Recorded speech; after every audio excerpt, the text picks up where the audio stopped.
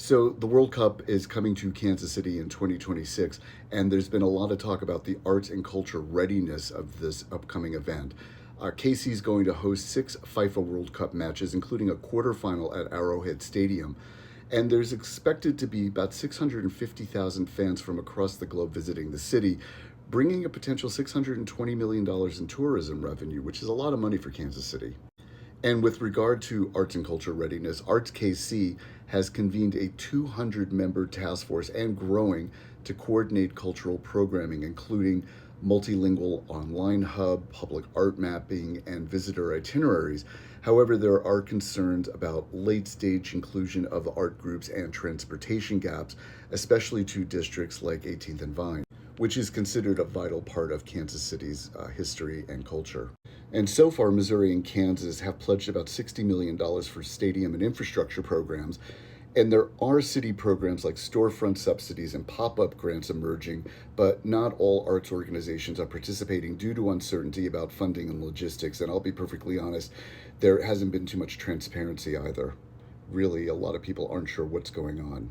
So it's important that groups like Arts KC have immersed themselves in the process. But knowing all that, there are plenty of other issues in Kansas City that aren't being addressed, like our high crime rate is insane. Kansas City ranks about in the 19th percentile for safety nationally. Violent crime is among the highest in the United States, with a 1 in 15 chance of becoming a victim. And property crimes, drug-related offenses are major concerns, especially at night. I mean, behind me is just one instance of illegal drag racing that occurs in the city.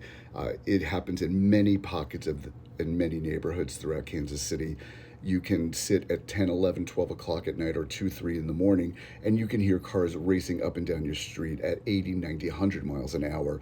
And in fact, there have been numerous accidents related to illegal drag racing. And all of this has a toll. The cost of crime in Kansas City is projected at like over $1 billion in 2025. That's over $580 per resident.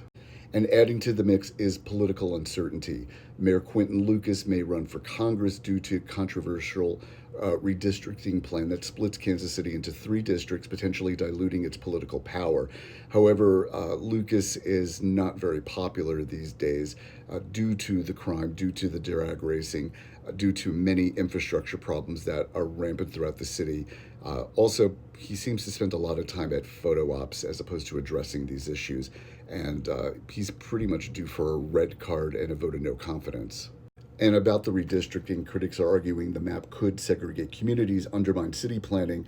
Lucas is also under pressure to retain the Chiefs and the Royals and to stabilize World Cup planning after leadership shakeups in KC 2026 organizing committee. Yeah, he has a lot of ghosts in his closet as well. But Kansas City has a once-in-a-generation chance to showcase its culture on a global stage.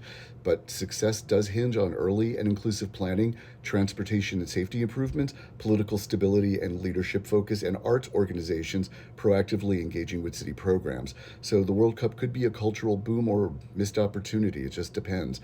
You can read the story at MidwestAgenda.com, and if you have art news, an event, or project listing you'd like to share, submit a listing right at the top of the page. Go ahead and send us yours. Listing's free because art in the Midwest matters, and so do you. Have a great day. Thanks. Bye.